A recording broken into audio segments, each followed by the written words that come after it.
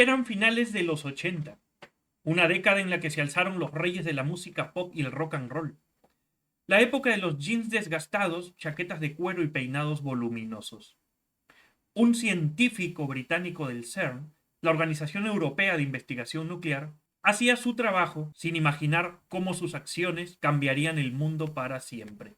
Tim Berners-Lee, el científico, tenía que navegar por una inmensidad de información, de investigaciones y descubrimientos científicos. Un buen día, atrapado en la búsqueda entre distintos sistemas informáticos, se preguntaba: ¿debe existir una manera más eficiente de acceder a la información? Berners-Lee estaba familiarizado con el hipertexto, que consistía en conectar fragmentos de texto no lineal, no secuencial, similar a como paramos la lectura de un libro cuando hay una palabra que no conocemos y tenemos que buscarla en el diccionario, o cómo basados en una nota al pie de página podemos buscar en otra fuente de información para complementar lo que estamos leyendo. En lugar de seguir secuencialmente una lectura, nos saltamos, vamos a otra pieza de información. De igual manera, en los sistemas informáticos podemos desde un fragmento de texto ir a otro, una manera no secuencial, saltar a otra pieza de información a través de un vínculo, un enlace, un link, acceso a información de forma no secuencial a través de un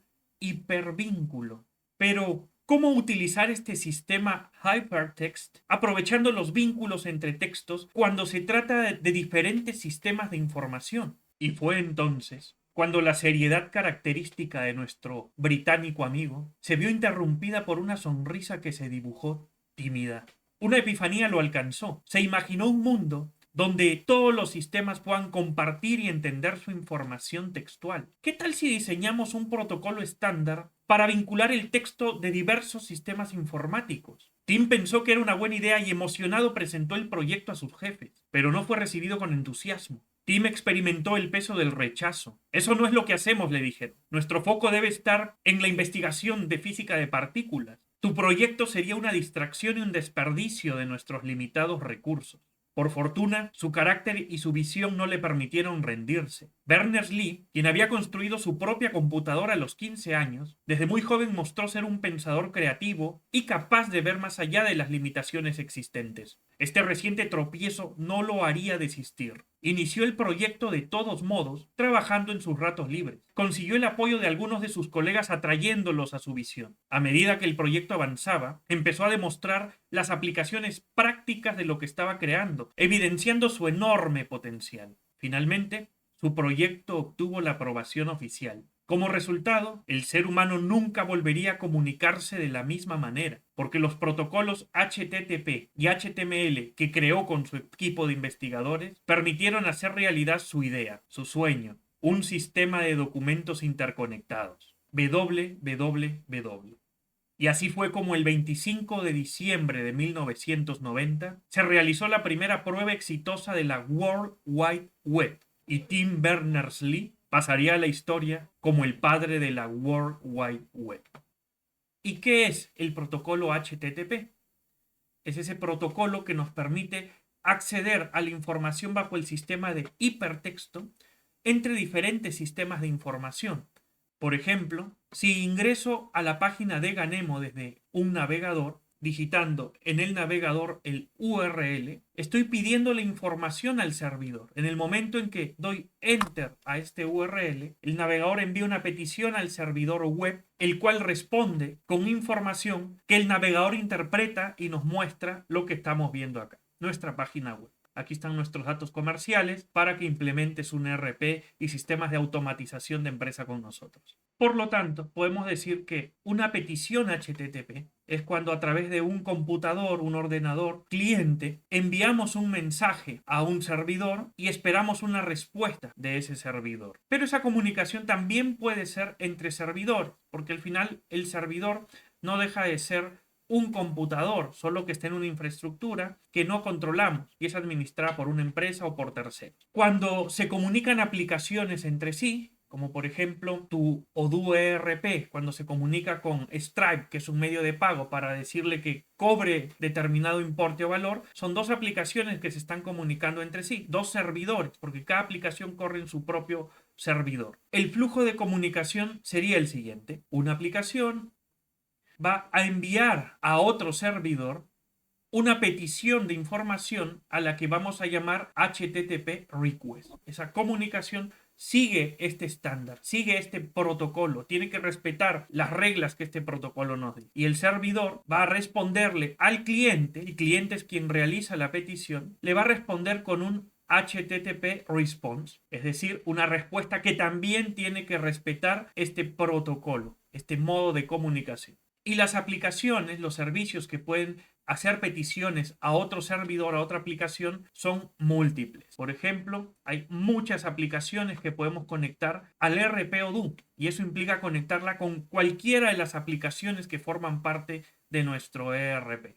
Por ejemplo, una aplicación como ChatGPT o cualquier modelo de lenguaje puede enviar un request, un HTTP request a Odoo para que Odoo le envíe información. ¿Y qué le va a responder Odoo? Con la información que le está solicitando. Ya con eso, ChatGPT hará lo que tiene que hacer. Si yo le digo a ChatGPT que me dé un resumen de las ventas que he tenido en el último trimestre, ChatGPT para obtener esa información va a tener que darle una petición a nuestro servidor de Odoo para obtener esa información y Odoo le va a responder con esa información a partir de la cual ChatGPT va a poder continuar con su trabajo. Quien realiza la petición es el cliente, quien responde es el servidor.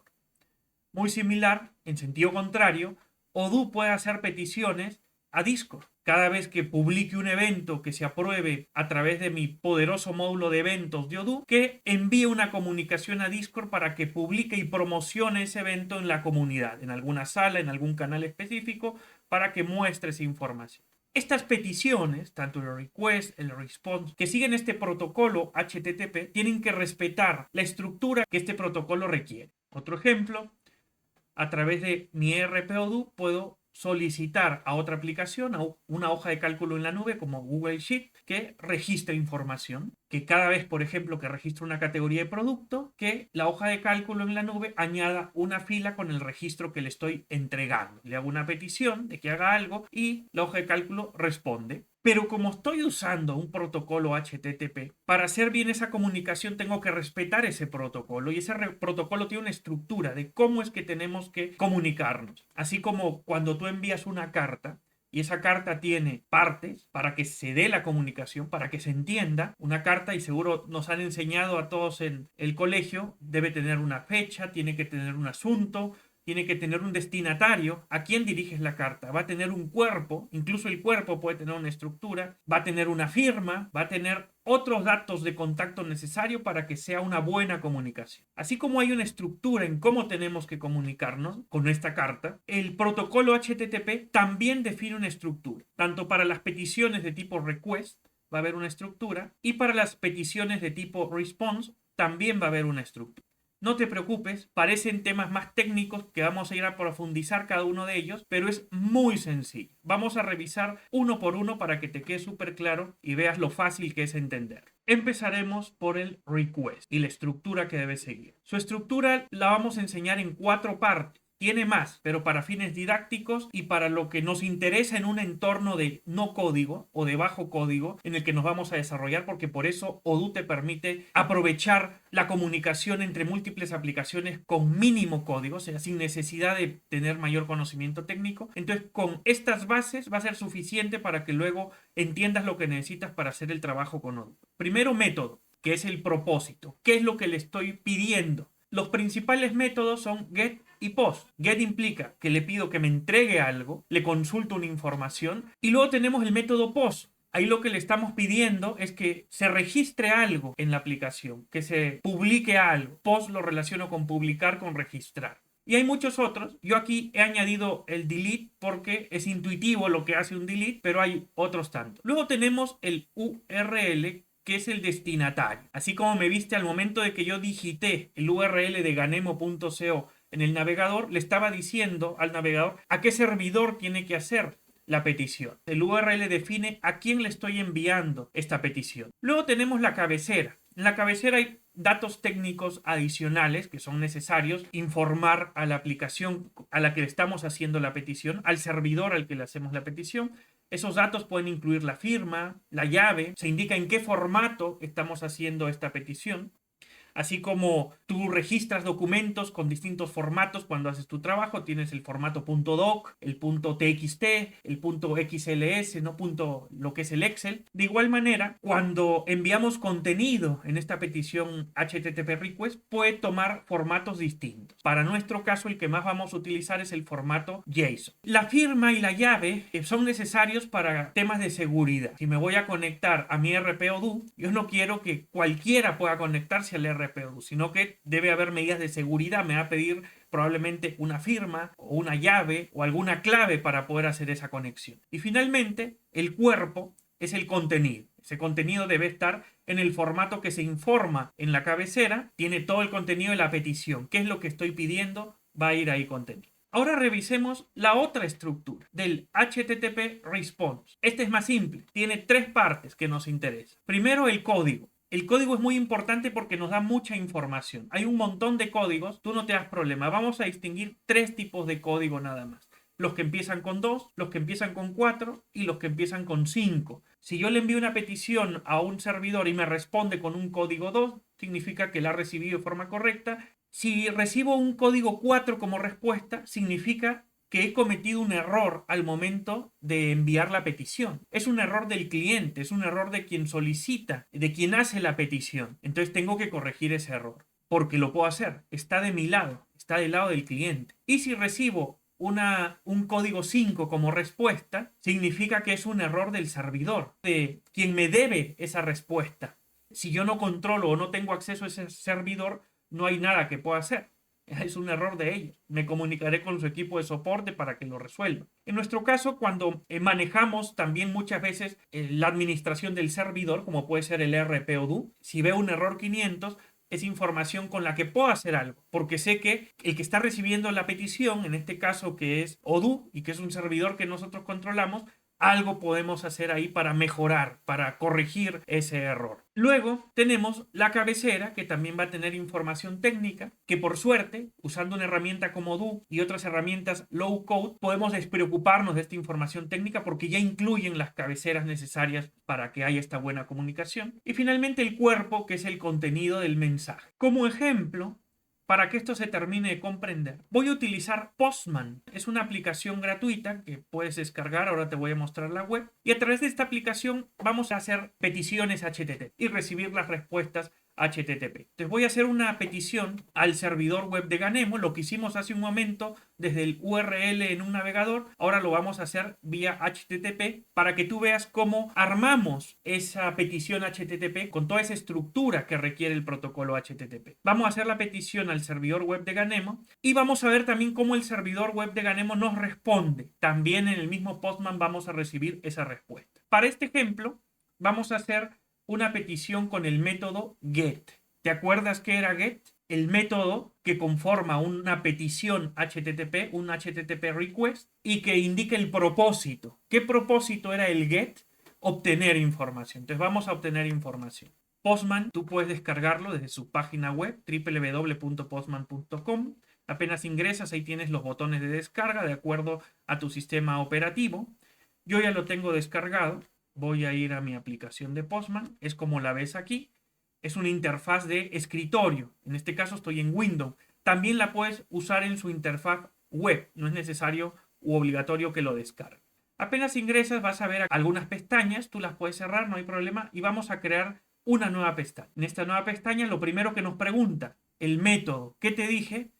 Que el parte de la estructura de un HTTP request es el método. Escojamos el método. En este caso es un método get, porque necesito que un servidor me entregue información. Luego voy a digitar aquí el URL, la segunda parte de la estructura. ¿Cuál era? El URL, el destinatario. En este caso, el destinatario es el servidor web de Ganemo. Vamos a enviar la información. Antes de hacer el envío, mencionamos también que había un header, un encabezado, una cabecera que contiene información. Entre otros datos va a contener el formato. Ahora que yo envíe en base a un formato, se va a actualizar la cabecera. Y luego un cuerpo. Le damos enviar y el servidor de Ganemo nos responde con un código. Aquí está. ¿Qué significaba el código o los códigos que empiezan con 2? Que todo ha ido bien, que todo está ok, que el request ha sido exitoso. y además nos da un montón de información. Es parte del mensaje, del contenido del HTTP response que hace el servidor. El servidor iba a responder. ¿Cómo? Con un código, con una cabecera, vemos aquí una cabecera, y con un cuerpo, con un mensaje, que es lo que vemos aquí. Ahora tú dirás, pero este es un mensaje muy raro, Fernando. Cuando lo vimos desde el navegador, se veía las imágenes, el texto bonito. Sí, el navegador recibe exactamente lo mismo, solo que lo interpreta para mostrárnoslo en una forma más amigable para el usuario final. Pero esto que acabamos de hacer es una comunicación HTTP request con su respuesta. Vamos a hacer otro ejemplo. Vamos a hacer otra petición, pero en este caso no va a ser un get, sino un post.